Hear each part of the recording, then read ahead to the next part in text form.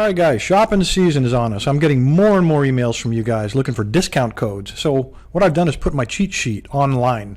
You go to the tribal website, LockLab.com, go over to resources and drop down to deals and sales. Click on that, and it'll take you to everything that I'm aware of. On the left, you have the names of the company, and these are all hyperlinked directly to them. If they have a discount code, it'll be located in the center there. And then, of course, on the right, it tells you what it is you get. So yesterday, for example, Peterson sent an email out. It said, use snow, and you get 15% off everything until, didn't say, Christmas season. Here's the interesting part, though.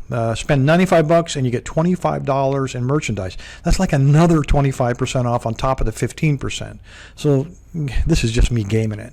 If I had, say, $200 worth of stuff I wanted to buy, I would try to divide it up into 2 orders, hoping that I get $25 in free merchandise with each of my orders. That's just me gaming the system. Anyway, that's one thing to consider. Another thing to consider, again, a homepage. Scroll down to the giveaway section. A lot of you guys recognize this.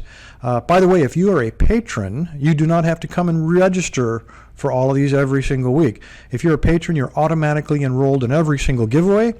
There's no limit on the number of things you can win in a year if you're really that lucky. Plus, you get free shipping. But the reason we're here is this last brand new button, Bosnianbill's new lockpicking course. When you click on that, it takes you to Lockpick Shop, where the lockpicking course that I put together over about 18 months. All 27 modules are here.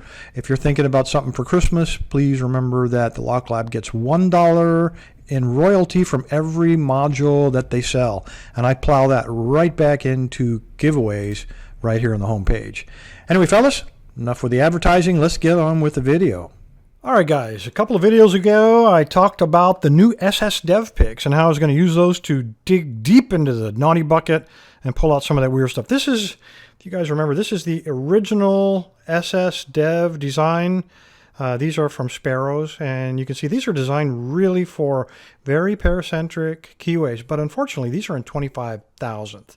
So while they worked okay in a lot of locks, they didn't really get you into the very paracentric lock. So now Sparrows has just released these. All I did is I put some half-inch marine grade shrink wrap in blue to tell you that these are in 15,000. So now hopefully they're flexible enough I can make them bend around some curves. Let's go back to June of 2016. I got this lock from Pierre. Pierre lives in Montana.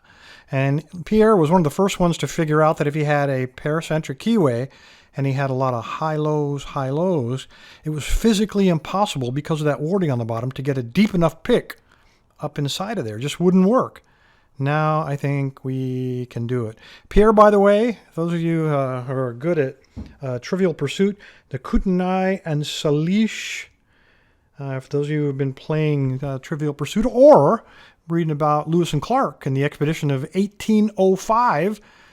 These are the tribes of the Flathead Nation, and they saved Lewis and Clark's life not once but twice. Once when they gave them some much-needed horses, and later those same horses saved their lives when they had to eat them when they were starving to death. So if it hadn't been for the Flathead Nation, Lewis and Clark wouldn't have made it to California. Anyway, a little piece of Trivial Pursuit there.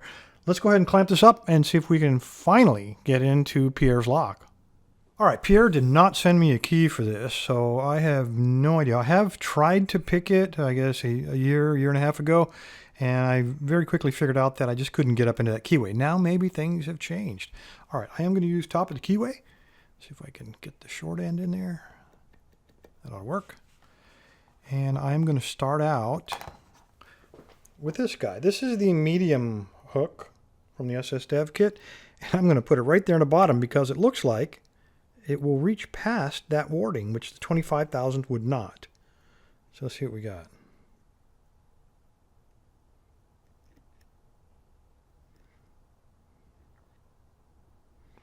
Maybe not quite.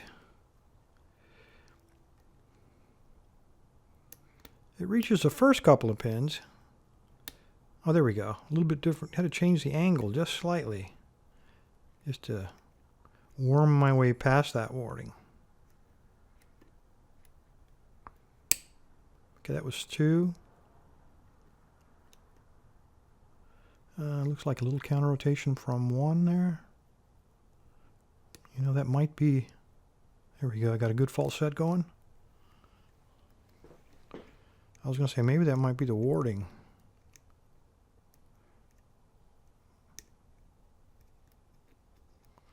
All right, I have a deep fault set. I am now looking for counter rotation. There it is. That's pin 2.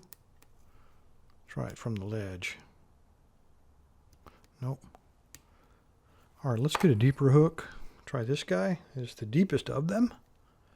See if he'll fit in there. There it is.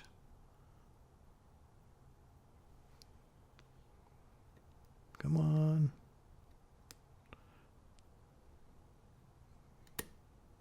Okay, it looks like 1 popped back down. All right, so I got 1 and 2. Looks like 3 now. Also counter rotation.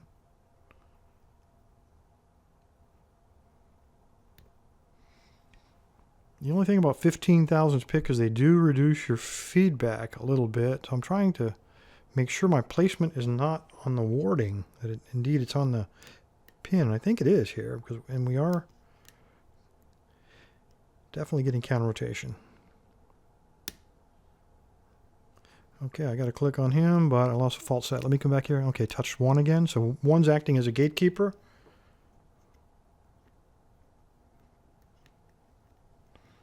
Dang, there's another spool. Nice deep one. 4.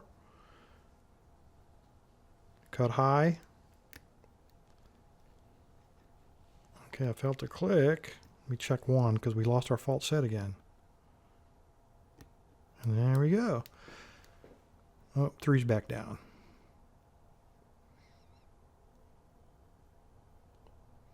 Come on. 15,000s are also easy to bend. All right, I got a click. Check 1.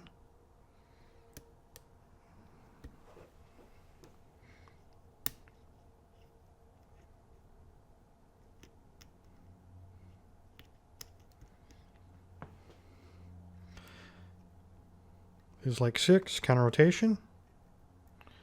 Sure is nice when you get your pick in there, isn't it?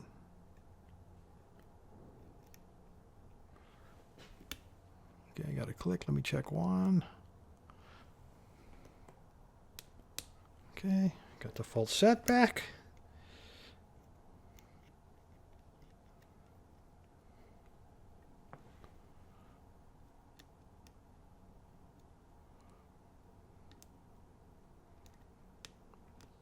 There's like 2 again, but before I commit to that, tighten that up.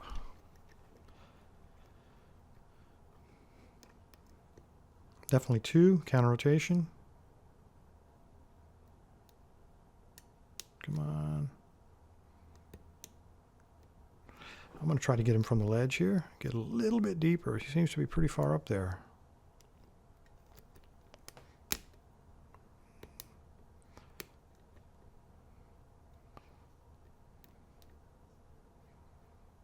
Come on.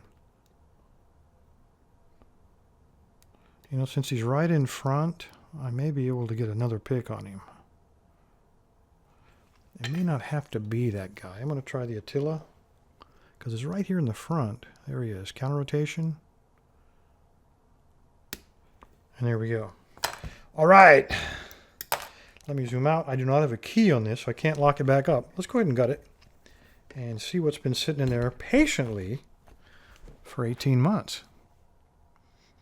All right. I have plenty of tools to choose from here. Let's try this guy. Let me spin that around a little bit so my pliers can get a decent grip on it. Not the perfect tool, but tail pieces are sometimes a big challenge for me. There we go.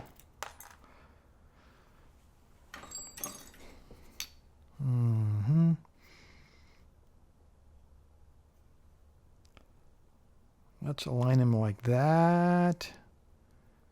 And there is a groove there. I don't believe we have any T-pins. Let's take a risk. No, let's not. It's been 18 months. Why blow it now, right? Come here, you.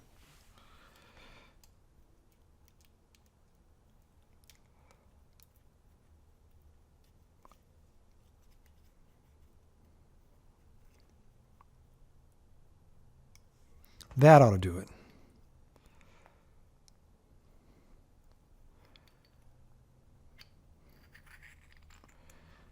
I'm glad we did it. Look at these T-pins, guys. Come on, focus for me. Yeah, man.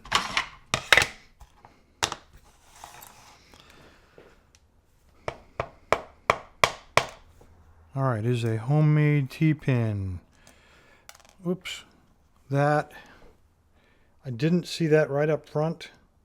Nice sharp edge on that guy. From the top, it was kind of hard to tell. This one does look like a T-pin, number 2.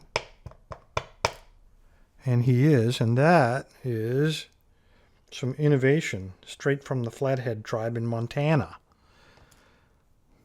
All right, number 3. We got a standard.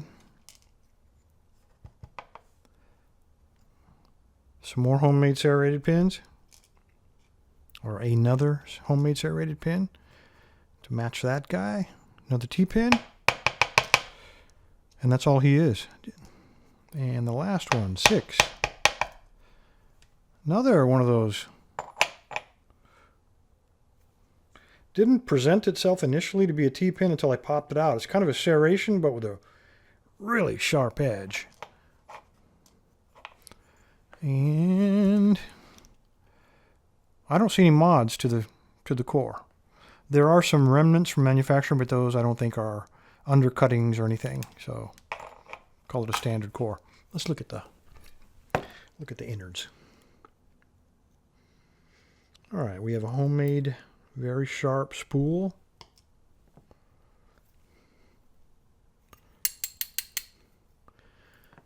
And he doesn't want to come out of there. Nice little spring.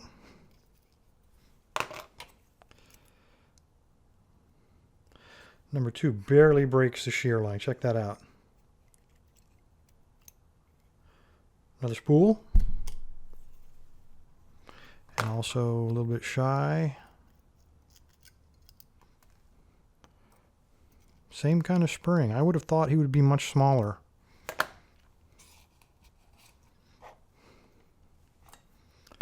All right, number 3. Oh, let me shove that back. The shim is holding him down. I need to get that shim out of there.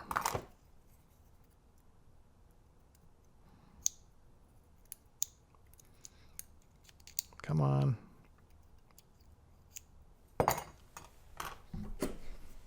The best of plans. All right, now we can go after 3.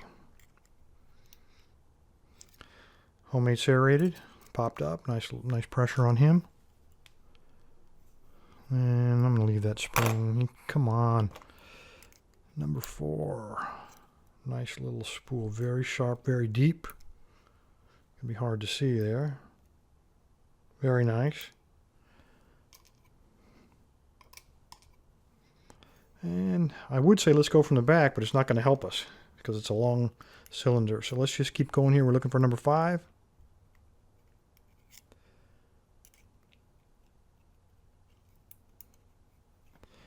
Another homemade spool. And the last one. Another very deep homemade spool.